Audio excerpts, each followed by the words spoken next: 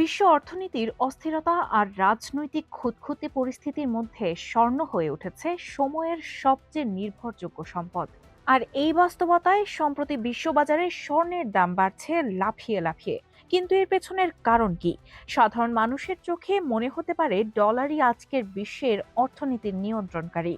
কেননা প্রতিটি দেশের লেনদেন, ব্যাংকিং সিস্টেম, আন্তর্জাতিক বাণিজ্য সবই ডলারের মাধ্যমে। কিন্তু বাস্তবে বিশ্ব অর্থনীতিতে মূলে যে ভিত্তি কাজ করছে তা হলো স্বর্ণ, যে সম্পদ হাজার বছর ধরে সাধারণ মানুষ, রাষ্ট্র, এমনকি গোটা বিশ্বের নিরাপত্তার প্রতীক হিসেবে কাজ করেছে।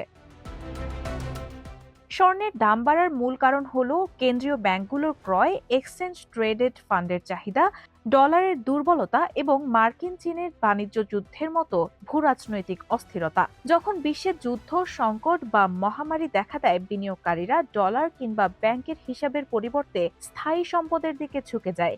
এই ক্ষেত্রে স্বর্ণকে সেফ হ্যাভেন বলা হয়। যেমন ইউক্রেন রাশিয়ার যুদ্ধ শুরু হওয়ার পর কয়েক মাসের মধ্যেই স্বর্ণের দাম 10 থেকে 15% বেড়ে যায়। চলতি বছরে ইতিমধ্যেই স্বর্ণের দাম 27% বেড়েছে, আর 2025 সালে লাফিয়ে বেড়েছিল প্রায় 64%। এছাড়া ইরানে চলমান বিক্ষোভ ঘিরে ট্রাম্পের হামলার হুমকি এবং এর জবাবে তেহরানের পাল্টা প্রতিক্রিয়ার বার্তা নতুন করে যুদ্ধের আশঙ্কা তৈরি করেছে। মধ্যপ্রাচ্য বৈশ্বিক জ্বালানি সরবরাহের কেন্দ্র হওয়ায় সেখানে অস্থিরতা তেলের দাম ও মুদ্রাস্ফীতির চাপ বাড়াতে পারে, যা ডলারের ক্রয় ক্ষমতা দুর্বল করে স্বর্ণের চাহিদা আরও বাড়িয়ে দেয়। ফলে ইরান ঘিরে উত্তেজনা যত বাড়ছে, যুদ্ধের আশঙ্কা যত ঘনীভূত হচ্ছে, স্বর্ণের দামও ততই ঊর্ধ্বমুখী হচ্ছে।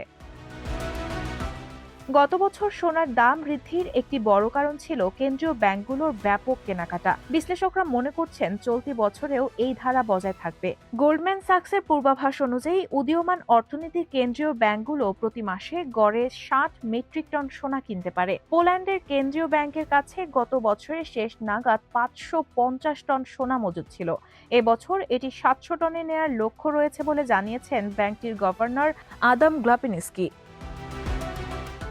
রয়টার্সের প্রতিবেদন অনুযায়ী আজ স্পট মার্কেটে প্রতি আউন্স স্বর্ণের দাম 2%-এরও বেশি বেড়ে দাঁড়িয়েছে 5,591.61 পর্যন্ত, যা ইতিহাসের সর্বোচ্চ। চলতি সপ্তাহের সোমবার প্রথমবারের মতো আন্তর্জাতিক বাজারে স্বর্ণের দাম $5,000 ছাড়িয়ে যায়।